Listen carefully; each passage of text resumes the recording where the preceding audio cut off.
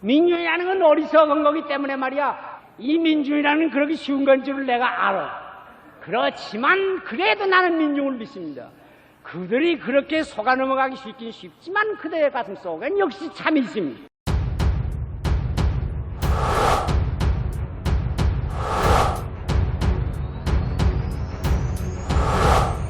시알 함석한 그 불멸의 월침.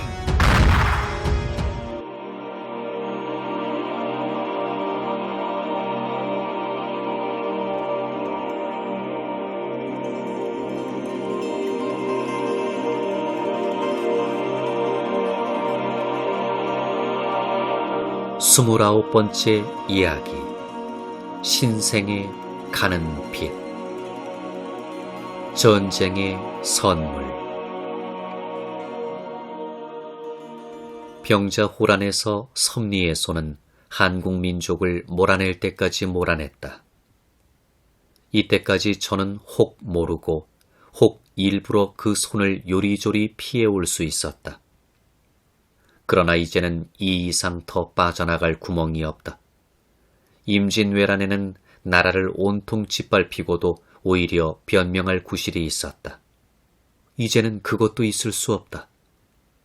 당파 싸움 속에서 8년 대란을 맞고 당파 싸움 속에서 그 대란을 보내는 사람들은 그 마음이 참 모질다 하겠으나 그것은 대국 명나라가 있기 때문에 믿고 그런 것이라면 변명이 어느 정도 되었다고도 할 수 있다. 압록강까지 몰려가기는 했을 망정 뒤에는 황조의 천병이 있으니 그것에 의지하여 떨어져가는 왕관을 붙잡을 수 있었고 붙잡은 다음에는 또 구차한 안심을 하게 되는 것도 무리가 아니라고 설명할 수도 있다. 원인은 다른 데 있었지만 오비일학격으로 명병이 오자 대적은 쫓겨갔으니 번방제조라고 천운의 망극을 느끼는 것도 그럴 만큼 되었다고 할 수도 있다. 만일 임진왜란 후 하나님이 한국을 향하여 그 모질고 둔하고 소갈머리 없고 더러운 것을 책망하였다면 그들은 오히려 거기 대하여 반문을 할 수 있었을 것이다.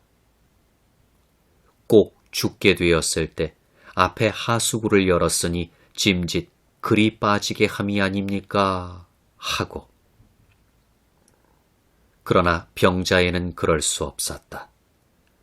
조선 사람이 대국 천조로 믿는 그 중국을 북방 오랑캐라고 여기던 만주의 한 부족이 보는 눈앞에서 대번에 거꾸로 뜨리고 짓밟았다. 그것은 마치 이렇게 강문하는 것 같았다. 이러면 오히려 믿겠느냐? 이렇게 되면 이 이상 더 회피할 길이 없다. 다시 더 믿을 우상도 없고 구차하게 빌려 쓰고 있던 면목이나마 삼전도에서 다 떨어지고 난 다음에는 아무것도 남은 것이 없었다. 인순하려야 다시 더 할 수가 없고 주저하려야 이 이상 더 할 여지가 없어졌다. 이제는 하수구도 없는 사진이만큼 스스로 생사를 잊고 반발을 하는 수밖에 없게 되었다. 전쟁은 홍수와 같이 파괴 속에서 새 것을 준비한다. 흐린 물이 휩쓸면 모든 생명을 다 삼켜버리는 듯하지만 일단 지나가면 새로운 번성을 가져오는 살찐 옥토를 그 뒤에 남겨놓는다. 그와 같이 전쟁도 올 때에는 인간 사회를 짓밟아 수라장을 만들고 마나 물러갈 때에는 풍성한 정신적 앙금 흙을 선물로 남겨놓고 간다. 사람의 피는 그저 썩는 법이 없다. 제1차 세계대전 당시 독일에서는 시체로 비료를 만든다는 풍설이 떠돈 일이 있다. 연합국 편에서 만들어낸 선전인지 모른다. 어쨌거나 그와는 다른 의미에서 사람의 죽음은 건비료다. 역사의 수레바퀴에 찍히어 넘어가는 자의 죽음이 묻힌 곳에서 새 역사의 살찐 이삭이 팬다. 살아서는 네 편, 내 편, 이긴 놈, 진 놈의 차별이 있으나 역사의 걸음이 될 때에는 그 차별도 없다. 생명의 신비로운 자기 혁신의 법칙이 거기 움직이고 있다. 자기에게서 나간 배설물도 이용하여 새로 자라는 재료를 만들듯 분명히 가장 큰 죄악에서도 가장 큰 선을 뽑아내고야 마는 것이 역사다. 한대 문화는 춘추 전국시대 500년 전쟁터에서 자란 것이요. 서양 근세에 팔팔 뛰는 사상은 십자군이 흘린 피를 걸음으로 삼고 피어나온 것이다. 임진 병자에 죽은 우리 사람, 일본 사람, 만주 사람의 시체도 선물을 내지 않을 수 없다. 살아서는 서로 원수인 줄 알았으나 같이 평화의 어머니 가슴에 들어가 보면 같은 운동을 하고 있는 것임이 알려진다. 일본은 겉으로는 우리에게서 도둑질해갔지만 속으로는 우리에게 주고 갔다. 만주는 당장에는 우리를 모욕한 듯하나 영원으로는 우리를 높이고 갔다. 삼전도 수항단 위에 앉은 것은 청태종이요 아래 엎드린 것은 조선 인조였으나 사실은 그날 만주족이 우리를 떠들어 자존자립의 단으로 올라가게 하였다.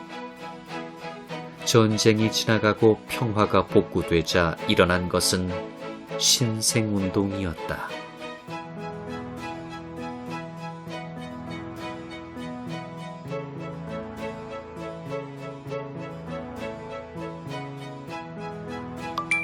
삼학사.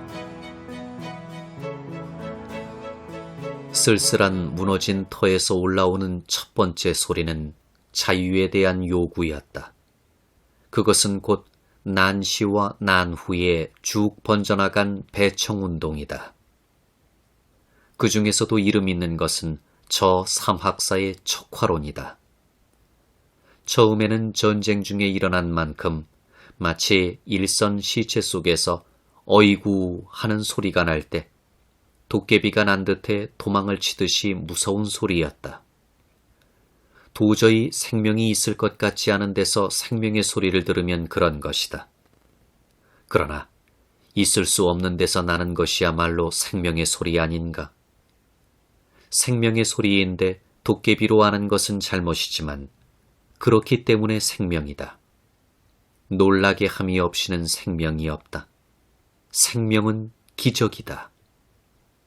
그러나 정말 일선의 승리의 진상은 시체 속에서 어이구 소리를 듣고 등골에 땀을 뺐던 사람만이 보고할 자격이 있는 모양으로 정말 자유의 정신도 듣는 자가 즐겁을 할 만큼 시체 더미 속에서 부르짖는 사람으로 시작이 된다. 삼학사는 곧 그것이다. 항복 권고를 하는 청사가 온 남한산성 속에서 목숨이 경각에 달린 그 속에서 척화의 급선봉이 되었으니 이것은 시체 속에서 나는 어이구 아닌가? 그것은 이성으로는 못할 소리다. 그러므로 듣고 다들 놀랐다. 그들도 어이구 하고는 다시 죽어버린 일선 전사 모양으로 척화 주장의 부르짖음을 하고는 만주 들판에서 사라지고 말았다. 그러나 그것은 신생 일선의 첫 보고였다. 그들의 척화로는 그때 정세로 보면 사실 무리한 소리였다. 한계 대언장어라 할 수 있다. 말로는 단연주의라 하지만 사실 한번 겨뤄볼 실력의 준비가 있는가 하면 아무것도 없다. 그러므로 그것은 일편 공론이라 할 수 있다. 그러나 그것은 모르는 말이다. 그들이 겨누는 것은 이해가 아니다. 정신이다. 그들의 배청은 정책이라기보다는 한계 선언이다. 이해는 한때의 문제지만 정신은 만대의 문제다. 그들은 정신이 살았음을 선언한 것이다. 어이구 하고 다시 시체 속으로 돌아가는 전사는 제가 일어서 싸우겠다는 말이 아니다. 다만 격전에서도 오히려 죽지 않은 정신의 보고를 한마디로 하고 승리는 뒤에 오는 동지에게 맡기고 가는 것이다. 자유의 첫 부르짖음은 늘 그런 것이다. 그러므로 그것은 아직 시체 속에서 선언을 한 것이다.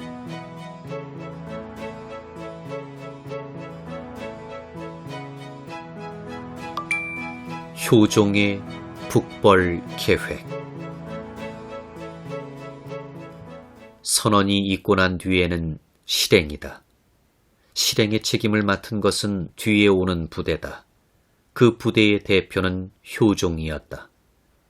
효종은 인조의 아들로서 볼모로 청정에 잡혀가 온갖 쓰라림을 남김없이 맛보았으므로 돌아와서 임금이 된 다음에는 힘써 북벌 경영을 하였다.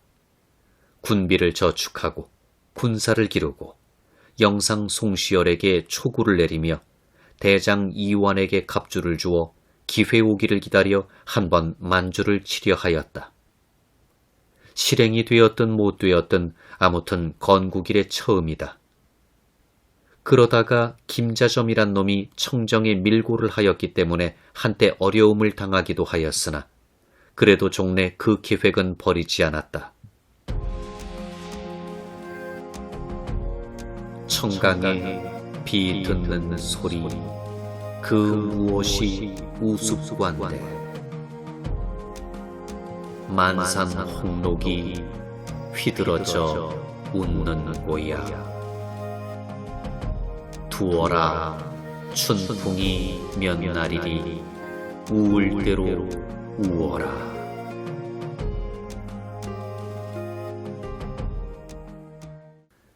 이것은 그때 효종의 심경을 보여주는 노래다. 그러나 또 알 수 없는 것은 하늘의 뜻이었다.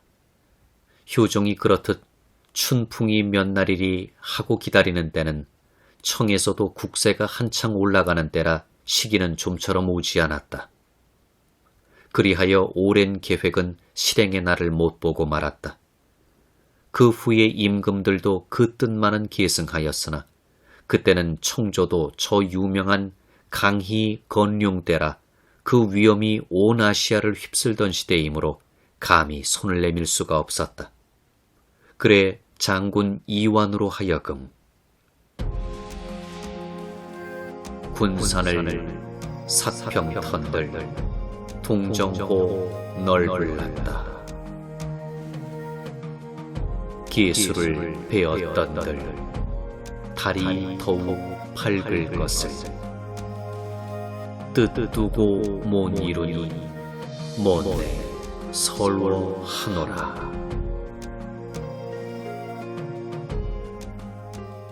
하는 슬픈 탄식을 하게 하였다.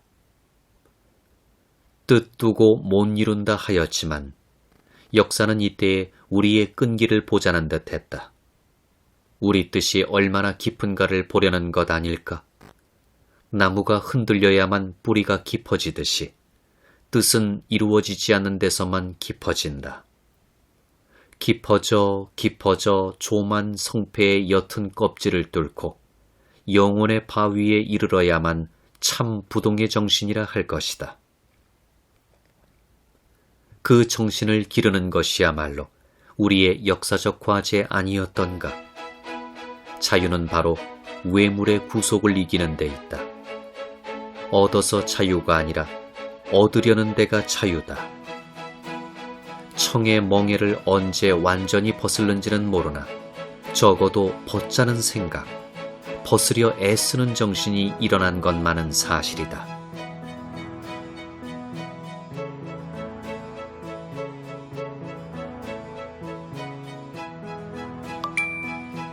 당론 탕평.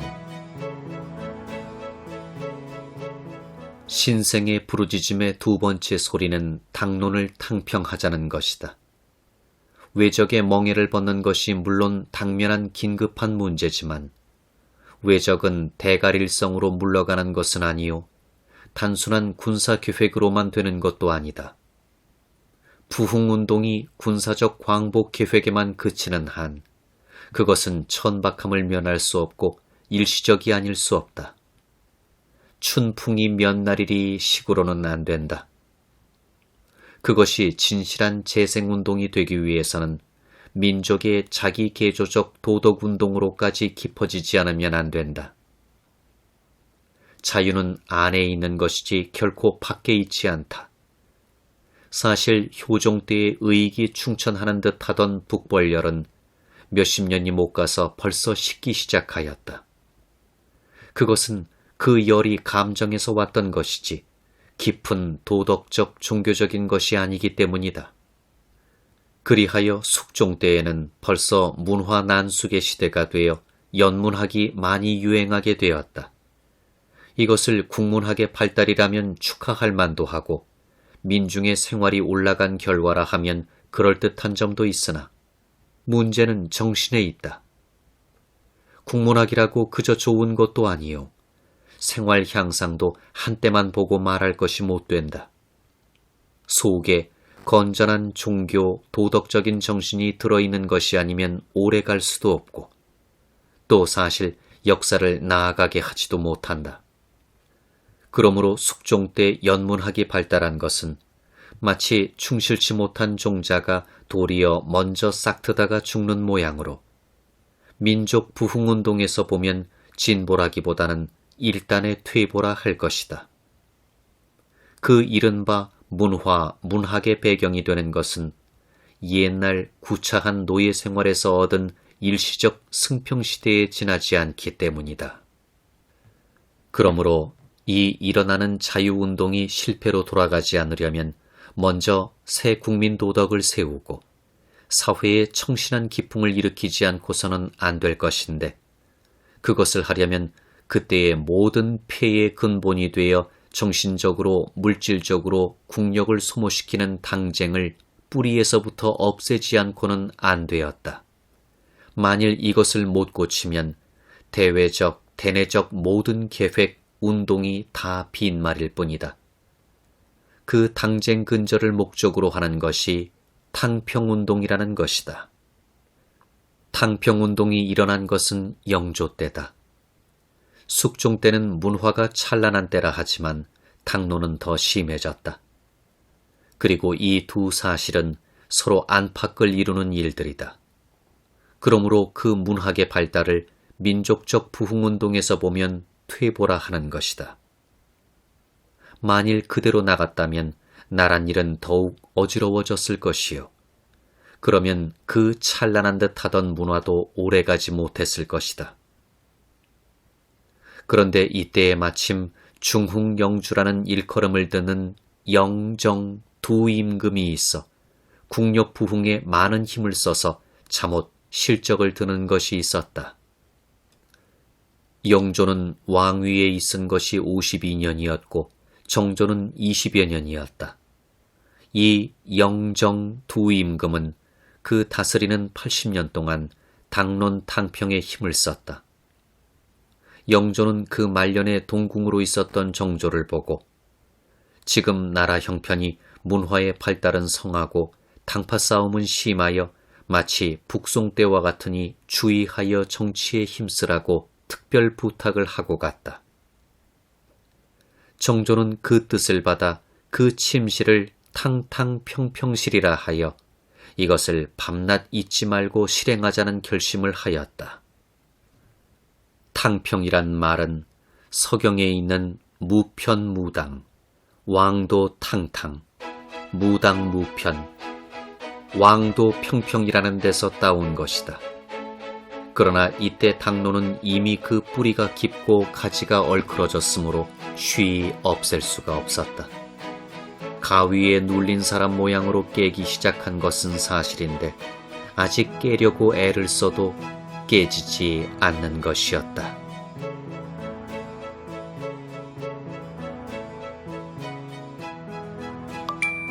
실학파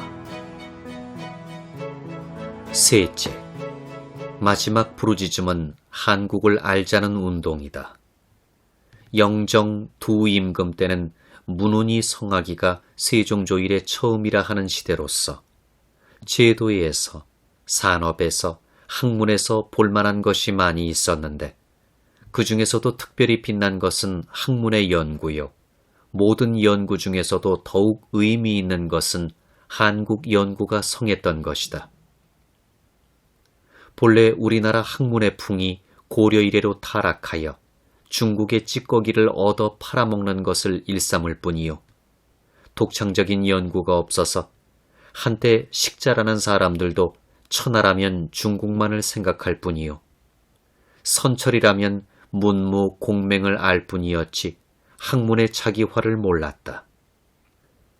삼국시대는 아직 정신적으로 종이 되지 않은 때이므로 사상, 학문, 예술에 독자적인 것이 있었다.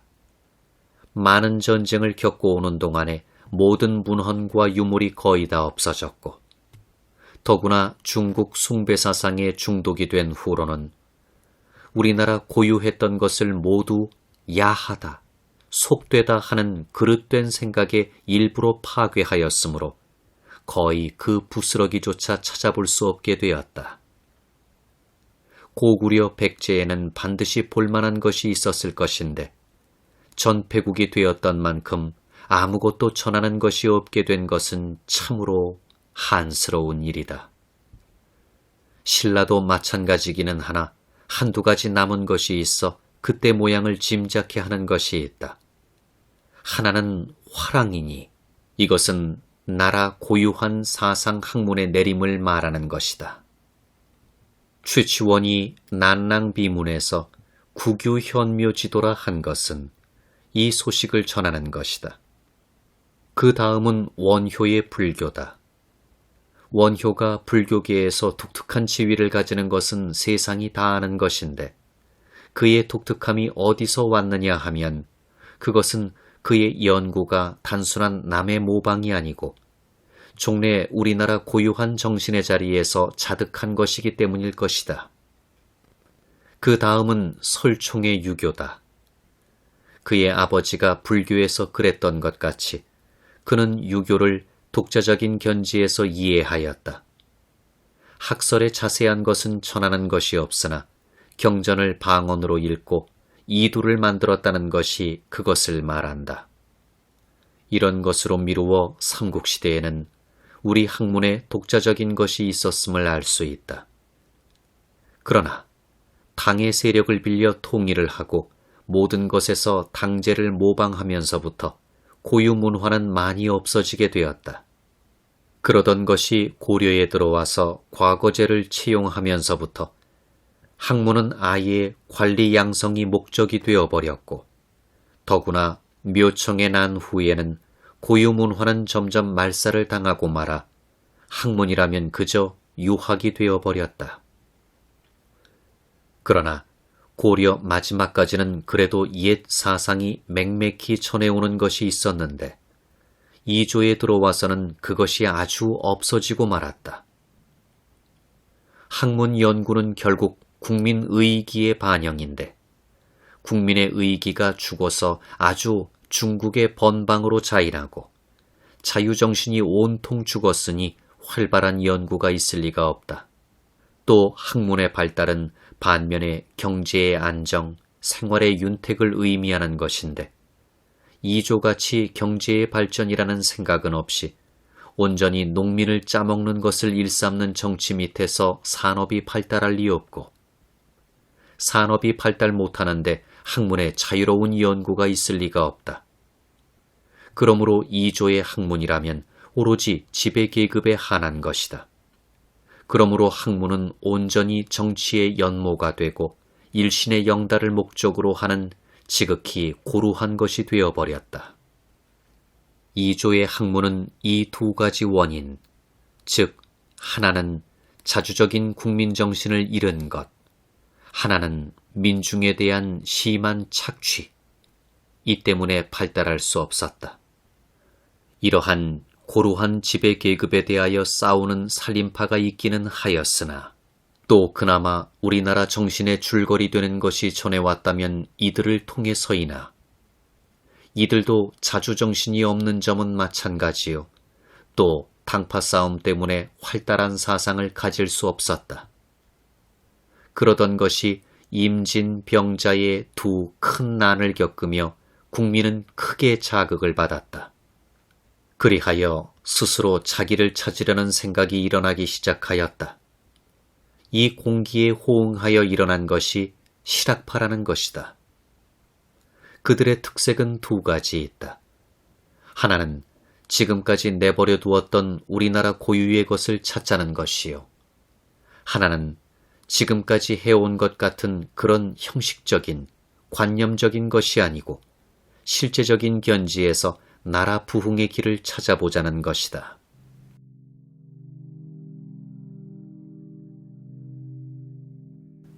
효종, 현종의 제에 유형원이 성리학 및 과거문 전성의 시대에 평생 조선의 실제를 연구하여 수종의 저수를 하고 더욱 반계수록 26권에는 고래의 사실에 증거한 조선 경제의 개조책을 베푸니 이가 실로 신학풍의 앞잡이가 된 것이다.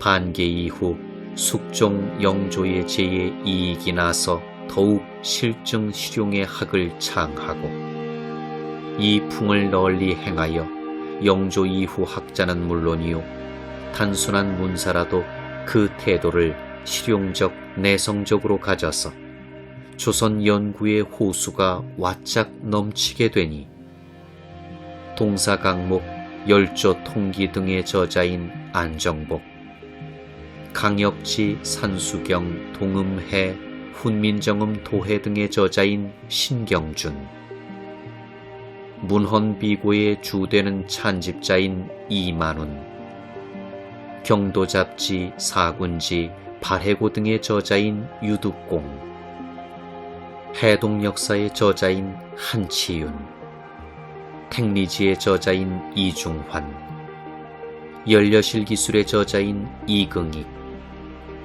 동국여지도의 작성자인 정학령 등은 그 대표적인 인물이라 할 것이며 이 실학의 풍이 유진하여 정조말 정약용이 나서 박학정식으로서 경세유표, 아방강역고, 풍속고, 의학요람 등 여유당집 100수십 권을 저술함에 미쳐 그 최고조를 보였다.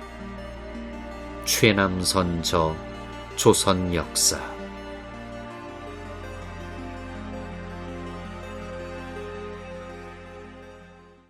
이제 이 신생운동은 가장 높은 계단에 다다랐다. 정치적 해방운동에서 도덕적 민심 확충운동으로, 소극적 확충운동에서 적극적 자기 확충운동으로 나아갔다. 돌이켜보면 당당한 역사의 출발을 하였던 동아의 한 큰 민족이 자기를 잃고 허위의 길을 헤매기 시작한 것도 벌써 오래전부터의 일이기도 하다. 사명이 컸던 고구려가 넘어진 지 이미 천수백 년. 그동안의 역사는 외로 꺾이고 바로 꺾이며 파란 위에 파란을 거듭하였다. 당의 엄누름이 있었고, 거란의 도둑질이 있었고, 몽고의 짓밟음이 있었고, 여진의 시달림이 있었고, 또 임진난, 또 병자란, 이리하여 순환의 골짜기를 헤매었었다. 그러는 동안에 옛날에 빛나던 문화의 전당은 재와 흙에 묻히고 가시덤불에 갇히어 돌아보는 이 없으며 그 존재를 알 수 없게 되었고, 일찍이 영광의 왕관을 썼던 자는 그 마음의 진실을 잃고 스스로 지키기를 잊었으며, 가난 중에 자포자기하여 빌어먹는 살림에 멍청하게 되었다. 그러나 하나님의 채찍은 드디어 그를 쳐 깨우쳤다. 이제 그는 부르짖는 제 소리에 꿈을 깨는 사람처럼 놀라 깨어 과거와 현재에 대조되는 두 자아를 한데 연락하는 맑은 정신으로 돌아왔다. 그리하여 새로운 희망을 가지고 잃어버렸던 전당을 수리하기 시작하였다.